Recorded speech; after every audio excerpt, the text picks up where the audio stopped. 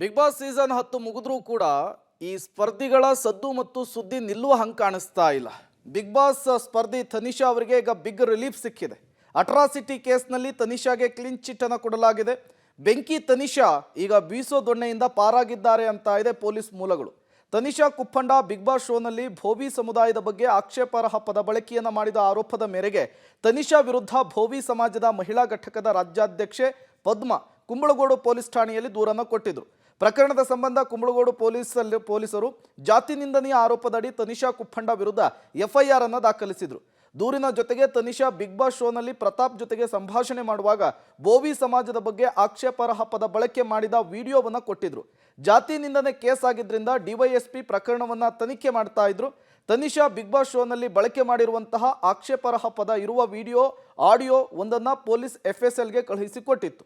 2 ತಿಂಗಳ ಬಳಿಕ ಎಫ್ಎಸ್ಎಲ್ನ ವರದಿ ತನಿಖಾಧಿಕಾರಿಗಳ ಕೈ ಸೇರಿದೆ. ಇದರಲ್ಲಿ ಬಿಗ್ ಬಾಸ್ ಸ್ಪರ್ಧಿ ತನಿಷಾ ಕುಪ್ಪಂಡ ಅವರಿಗೆ ಬಿಗ್ ರಿಲೀಫ್ ಸಿಗುವ ಸಾಧ್ಯತೆಗಳಿದೆ ಅಂತ ಹೇಳಲಾಗ್ತಾ ಇದೆ.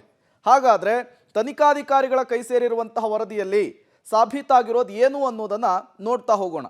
ಭೋವಿ ಸಮುದಾಯದ ಬಗ್ಗೆ ಪದಬಳಕೆಯನ್ನು ಮಾಡಿದ್ದು ಸಾಬೀತಾಗಿಲ್ಲ.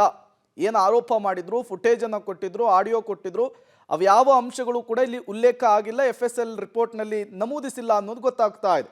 ಭೋವಿ ಸಮುದಾಯಕ್ಕೆ ಅವಮಾನ ಉಂಟು ಮಾಡುವಂತಹ ಪದಬಳಕೆಯನ್ನು ಬಿಗ್ ಬಾಸ್ ಸ್ಪರ್ಧಿ ತನಿಷಾ ಕುಪ್ಪಂಡ ಬಳಸಿಲ್ಲ ಅನ್ನೋದು ಕೂಡ ಎಫ್ಎಸ್ಎಲ್ ವರದಿಯಲ್ಲಿ ಉಲ್ಲೇಖಿಸಲಾಗಿದೆ. ಇನ್ನು ದೂರುದಾರರು ಕೊಟ್ಟಂತಹ ವಿಡಿಯೋ ಎಫ್ಎಸ್ಎಲ್ಗೆ ಕಳುಹಿಸಿಕೊಟ್ಟಿದ್ರು ಕುಂಬಳಗೋಡು ಪೊಲೀಸರು. ಆ ಎಫ್ಎಸ್ಎಲ್ನ ರಿಪೋರ್ಟ್ ಈಗ ಪೊಲೀಸರ ಕೈ ಸೇರಿರುವಂತಹದ್ದು. ದೂರುದಾರರು ಮಾಡಿರುವಂತಹ ಆರೋಪ ಇಲ್ಲಿ ಸಾಬೀತಾಗಿಲ್ಲ ಅನ್ನೋದು ಸ್ಪಷ್ಟವಾಗಿ ಗೊತ್ತಾಗ್ತಾ ಇದೆ. ತನಿಷಾ ಹಾಗೂ ಡ್ರೋನ್ ಪ್ರತಾಪ್ ಹೇಳಿಕೆಯನ್ನು ಸಹ ಕುಂಬಳಗೋಡು ಪೊಲೀಸರು ಪಡೆದಿದ್ರು. ಈಗ ಎಫ್ಎಸ್ಎಲ್ ವರದಿ ಹಾಗೂ ತನಿಷಾ ಪ್ರತಾಪ್ ಹೇಳಿಕೆಯ ಆಧಾರದಲ್ಲಿ ಬಿ ರಿಪೋರ್ಟ್ ಅನ್ನು ಹಾಕಲಿಕ್ಕೆ ಕುಂಬಳಗೋಡು ಪೊಲೀಸರು ಸಜ್ಜಾಗಿದ್ದಾರೆ.